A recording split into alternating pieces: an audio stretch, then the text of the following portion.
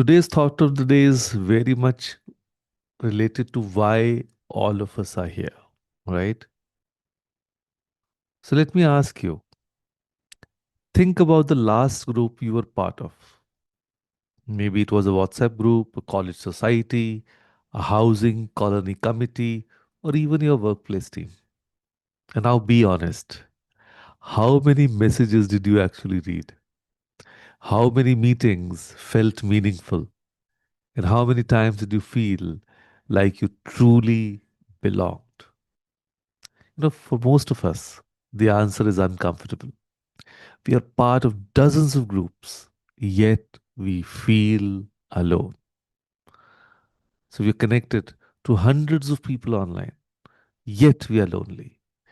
We are in communities, but we don't feel the sense of community. Why? Because we have confused gathering people with building community. We have mistaken proximity for connection. So today, we're exploring what actually creates lasting bonds, building a community with shared values. And here's the image I want you to hold: a community without shared values is like a ship with many sails but no compass. I repeat, a community without shared values is like a ship with many sails but no compass. So you can have all the right people, all the right energy, all the right intentions, but without shared values guiding you, you will drift. You'll move, yes, but in different directions. And soon, everyone's rowing toward their own destination, wondering why the journey feels exhausting. So, let me start by clarifying something crucial. A group of people is not a community. So, by the end of today's session, I want you to decide, is it a group of people or we are a community? Your apartment WhatsApp group with 50 people arguing about parking, that's a gathering. Your college class with everyone sitting together but scrolling on phones, that's gathering. Your office team working on the same project but undermining each other, that's gathering. A community is different. A community has a heartbeat, a rhythm, a shared why. So let me give you two examples from the same city, same economic background, same amenities. Society A: modern apartments, gym, pool, clubhouse. The resident WhatsApp group has 200 members. The messages? All complaints. Parking issues, noise complaints, who left the garbage outside, arguments, festivals come and go. No one organizes anything because why should I? No one helps anyway. People live there for years without knowing their neighbor's name. Now, Society B. Same modern setup, but here's the difference. Someone once suggested, let's make this a place where kids can play safely and elders feel valued. And that became their shared value. And now they have monthly potlucks where every family brings one dish. Teenagers organized a homework help session for younger kids. The seniors have a morning walking group that doubles as neighborhood watch. And when someone is sick, meals show up at their door without being asked. Same infrastructure, completely different experience. The difference? Society B built around shared values. Society A just shared an address. So here's a truth bomb. Connection thrives where values align. So not where people are similar, not where everyone agrees, but where the why is the same. Think about your closest friendships. I bet they are not all people exactly like you. different backgrounds, different interests, maybe even different opinions on many things. But I also bet you share some core values. And that's why the friendship works. The values are the foundation. Everything else is just decoration. So now here's where it gets nuanced. Shared vision unites, even when opinions differ. Yeah, we can always have difference of opinion and still be close friends. You don't need everyone to think the same way. That's called a cult, not a community. But you do need everyone rowing in the same direction. For example, a startup I know has one core value: customer obsession. That's their compass.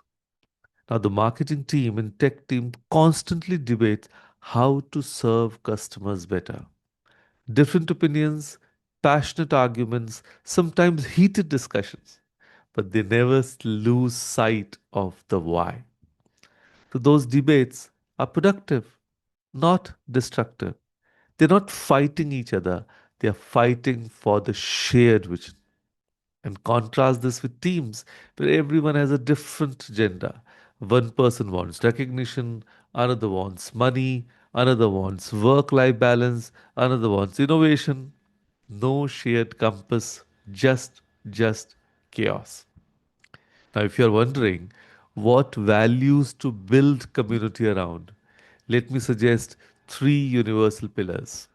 One, authenticity. Yes, so much needed. Communities thrive when people can be real. Not perfect, not impressive, just real. The best book clubs aren't where everyone pretends to have read the book. They are where someone can say, I only read half. Life got crazy. And others respond with understanding, not judgment. The best work teams aren't where everyone acts like they have it together. They are where someone can say, I'm struggling with this task. Can someone help? Without fear. Then the second pillar, respect. Now, this doesn't mean agreeing with everyone, it means honoring everyone's humanity. And I know a multi generational family group chat that actually works. No, their rule: disagree with the idea, never disrespect the person.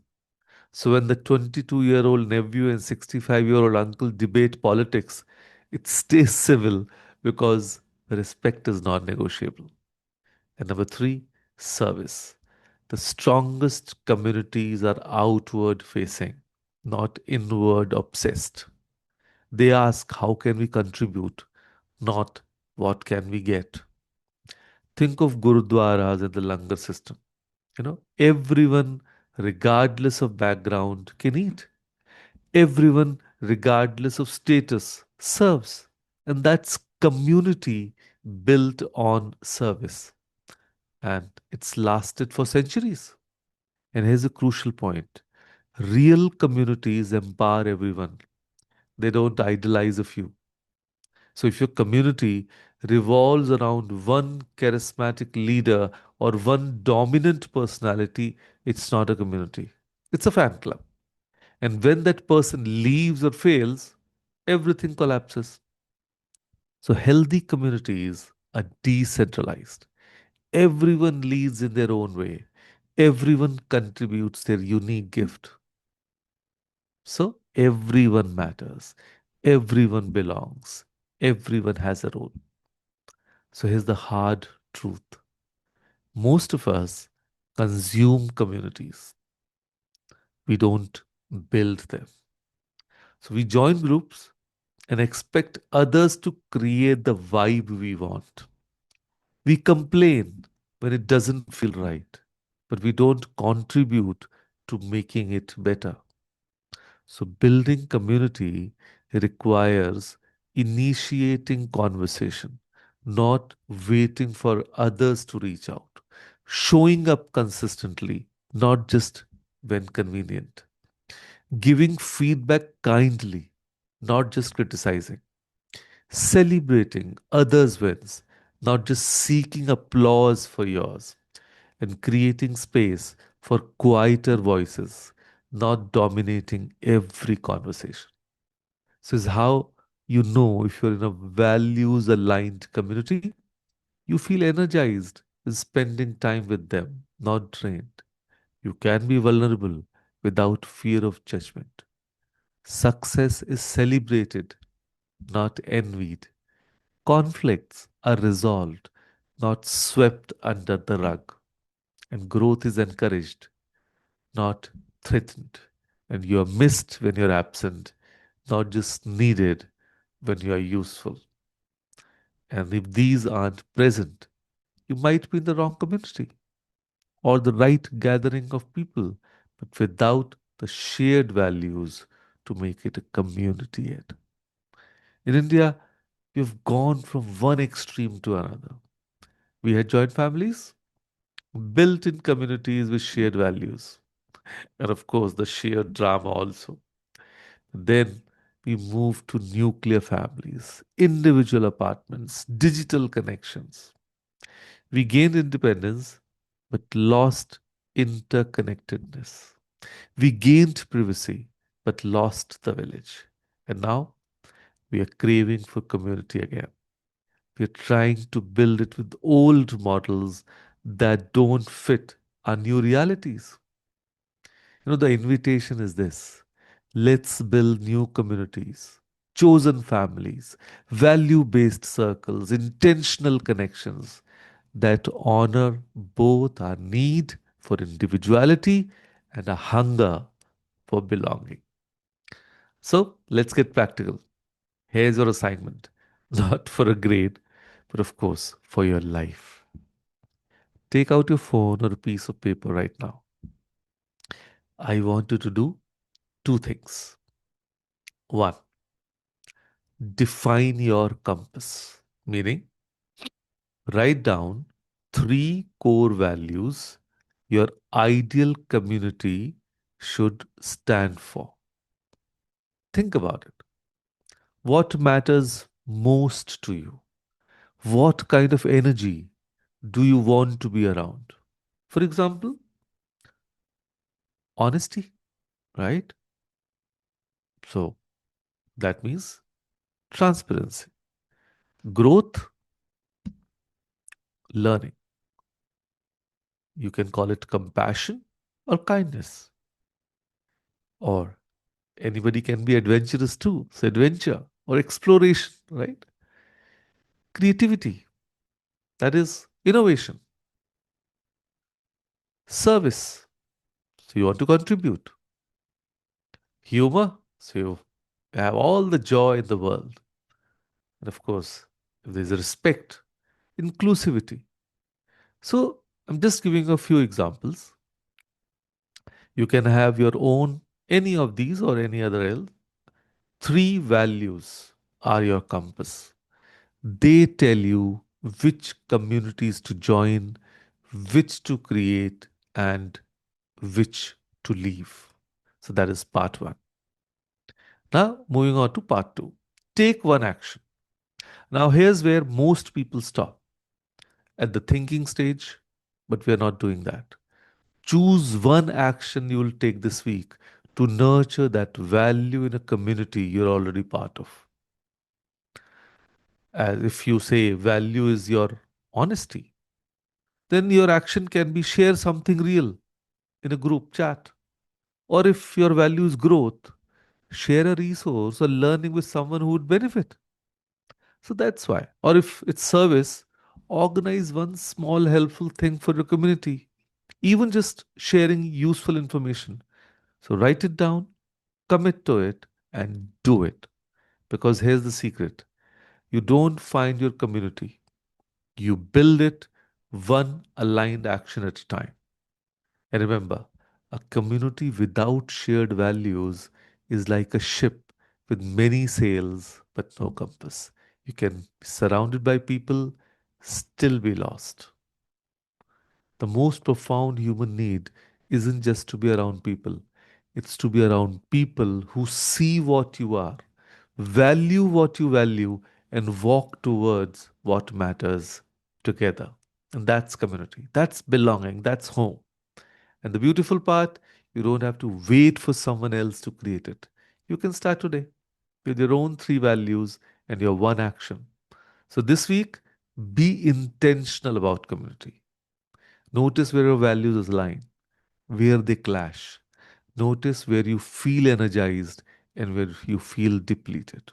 And then make one small move towards building the kind of community you actually want to be part of. Because the world doesn't need more group chats. It needs more genuine circles of people who stand for something, care for each other, and move forward together. So be the person who builds that. Be that compass. Be the value keeper. So, with that thought, thank you. Thank you, everyone, for joining us today. Thank you.